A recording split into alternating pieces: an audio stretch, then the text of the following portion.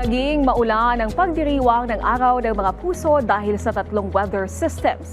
Sa pagsalubong kaya sa Lunar New Year, magiging maulan din ang kasagutan dyan. Alamin natin kay Pag-asa Weather Specialist Charmaine Varilla. Magandang hapon, Ma'am Naomi, at sa lahat ng ating mga tagapakinig na ritong ulat sa lagay ng panahon.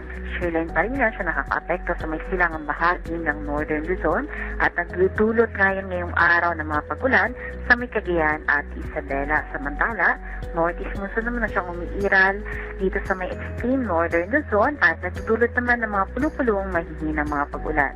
Easterlies ang siya namang nakaka-apekto sa ibang bahagi ng ating bansa at nagdudulot din niya ng matataas na chance ng mga pagulan, lalong-lalo nga sa may Aurora at Quezon. Dito sa Metro Manila, saan pa rin nga natin yung magandang panahon, pero na lang sa chance ng mga pulupulong mga pagulan, pagkita at pagkulog, lalong-lalo na nga sa hapon at gabi, dala ng easterlies.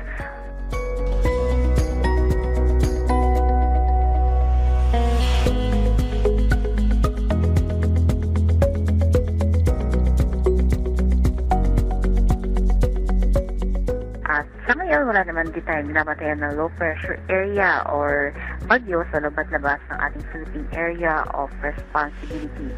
Ina-expect po natin na by tomorrow ay mas mababawasan pa ngayong mga areas na nagkakaroon ng mga kalat-kalat ng mga pag-ulan at babantayan na nga lang natin yung shear line na siya magpapaulit-ulit bukas dito sa may Cagayan at Isabela sa kasagsagan ng pasalubong natin ng Chinese New Year.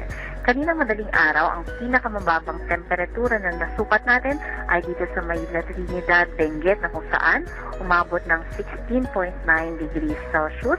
Ikalawa dito sa may Baguio City na umabot ng 17.4 degrees Celsius.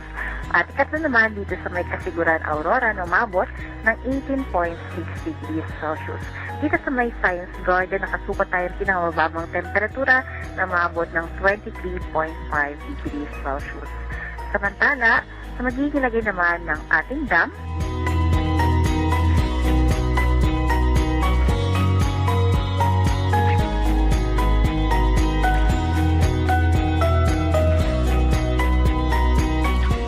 at yan ang ating latest update mula dito sa Pag-asa Weather Forecasting Center. Charmaine Varilla, nag-uulat. Maraming salamat, Pag-asa Weather Specialist Charmaine Varilla.